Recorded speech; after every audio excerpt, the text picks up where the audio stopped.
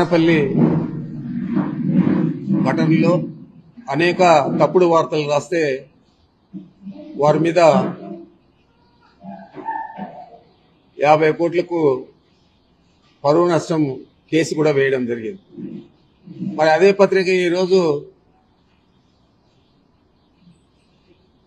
అటవీ భూములు ఆక్రమించామని చెప్పి ఒక దురదృష్టకరమైన వార్త రాసేది కాకుండా నీతి లేకుండా నిజాయితీ లేకుండా వ్యవహారం చేయడం చాలా దురదృష్టకరం.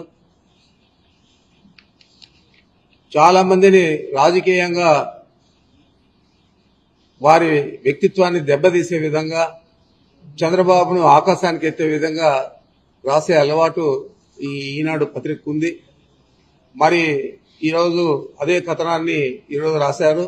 దాదాపు 2001లో 74 ఎకరాల చిల్లర, అంటే దాదాపు 75 ఎకరాలు మేము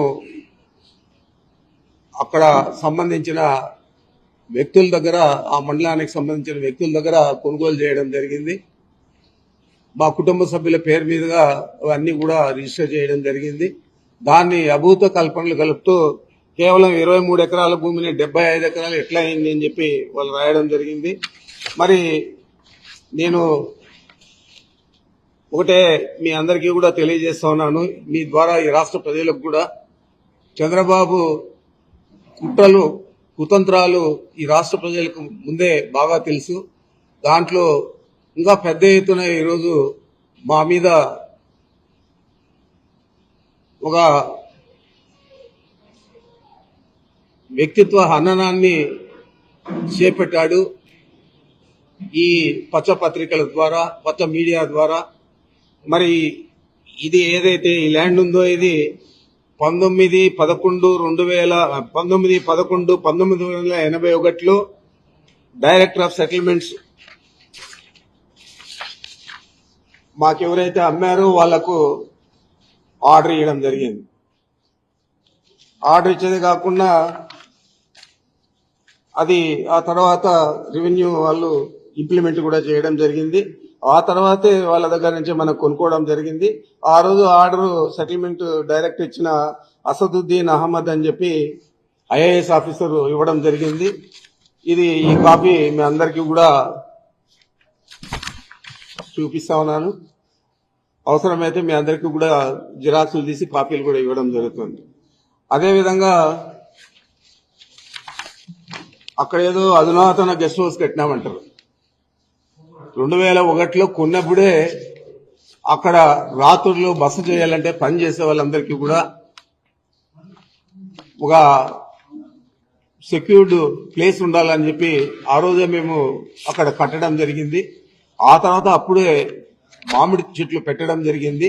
దాదాపు 24-25 సంవత్సరాలు అయితే ఈరోజు మళ్ళా అది అటవీ భూమి అన్యాక్రాంతం అయిపోయిందని చెప్పి మాట్లాడడం జరుగుతుంది.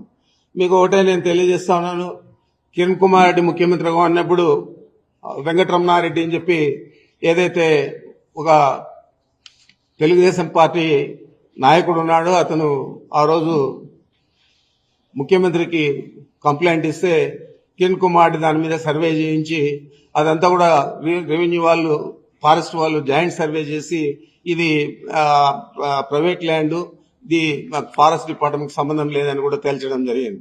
అదే మళ్ళా 2014లో అదే వెంకటరమణారెడ్డి మళ్ళా చంద్రబాబుకు పిటిషన్ ఇస్తే ఆ పిటిషన్ ద్వారా మళ్ళా ఎంక్వైరీ చేయించి మళ్ళా అదే తేల్చడం జరిగింది. వాళ్ళు హైకోర్టులో కూడా వెంకటరమణారెడ్డి వేస్తే హైకోర్టులో కూడా దాని మీద ఉత్తర్వులు ఇవ్వకుండా డిస్మిస్ చేయడం జరిగింది. మరి ఈరోజు ఆ భూమిని 23 ఎకరాలు 75 ఎకరాలు కావాలంటే ఎలాగా ఇచ్చాడు అతను సెటిల్మెంట్ డైరెక్టర్. మరి ఆ భూమి ఎక్స్టెంట్ కూడా 75 acres 74 cents అని ఇచ్చారు. సర్వే నంబర్లు వచ్చి 295, 296 అని ఇచ్చారు. మరి ఇంత క్లియర్ గా ఇచ్చాడు. ఇచ్చేదే కాకుండా ఫారెస్ట్ గెజెట్ ఉంటుంది. ఫారెస్ట్ గెజెట్ లో 1968లోనే అది వాళ్ళు పక్కకు పెట్టేశారు. ఆ ఫారెస్ట్ గెజెట్ కూడా మీకు చూపిస్తా ఉన్నాను. ఇది ఫారెస్ట్ గెజెట్.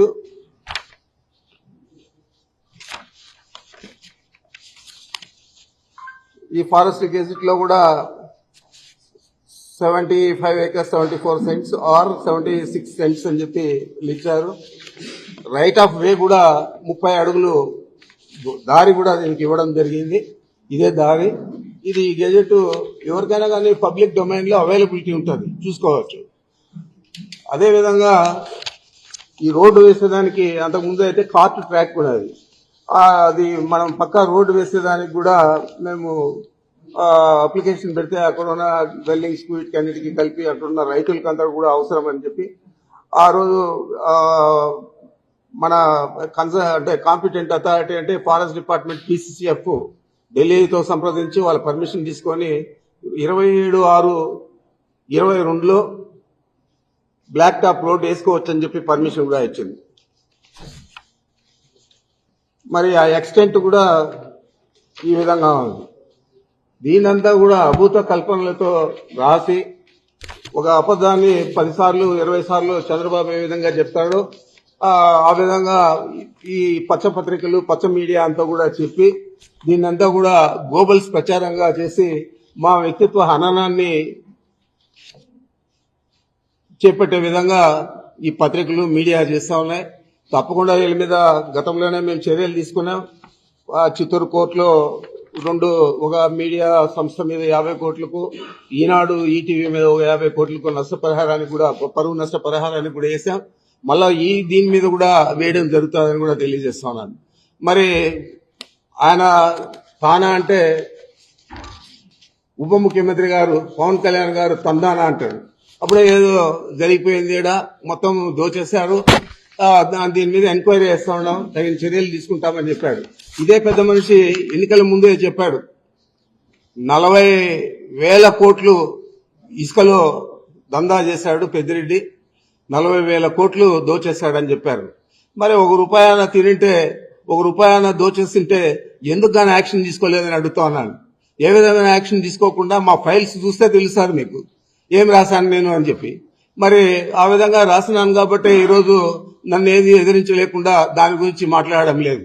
ఇదే పెద్ద మనిషి ఆ రోజు ఎన్నికల్లోనే నేను రెడ్ శాండిల్ అంతా కూడా ఎక్స్పోర్ట్ చేశాను, ఆయన చేసిందంతా కూడా నేపాల్లో పట్టుబడింది, దాని మీద మేము అధికారంలోకి వస్తానే చర్యలు తీసుకుంటానని చెప్పాడు ఇదే పవన్ కళ్యాణ్ గారు. మరి నువ్వు ఫారెస్ట్ మంత్రి అయ్యావు, ఉప ముఖ్యమంత్రి అయ్యావు, మరి నేపాల్కి పోయి ఎందుకు గాను అక్కడ ఉన్న రెడ్ శాండిల్ తెచ్చి నేను చేస్తుంటే నా మీద ఎందుకు యాక్షన్ తీసుకోలేదని అడుగుతున్నాను. ఏది కూడా లేకుండా ఒక వ్యక్తిత్వ హననాన్ని చేపట్టే విధంగా ఈ ప్రభుత్వంలో ఉన్న పెద్ద మనుషులందరూ కూడా పనిచేస్తా ఉన్నారు. ఈ రాష్ట్ర ప్రజలందరూ కూడా గమనించాలని నేను కోరుతా ఉన్నాను. మీ అందరికీ తెలుసు మదనపల్లిలో ఏదో జరిగిపోయిందని చెప్పి చంద్రబాబు ఆ రోజు ఆయనకంతా కూడా డైవర్షన్ పాలిటిక్స్, చిన్నది వాళ్ళకు వ్యతిరేకంగా వస్తే మమ్మల్ని అందరినీ ఇంకా వ్యతిరేకంగా చూపించే పరిస్థితి. ఆ విధంగా ఆ రోజు ఒక డీజీపీ గారిని, CCLA కమిషనర్ను, మా సిఐడికి సంబంధించిన అడిషనల్ డీజీపీని ముగ్గురిని కూడా ఆయన హెలికాప్టర్ ఇచ్చి మదనపల్లిలో ప్రపంచమంతా పడిపోయిందని చెప్పి అక్కడికి పంపించి మొత్తం కూడా చేశారు. మరి ఈరోజు 9 నెలలు అవుతా ఉంది. మేమేదైనా తప్పు చేస్తుంటే ఎందుకు కానీ మీరు యాక్షన్ తీసుకోలేదని అడుగుతా ఉన్నాను.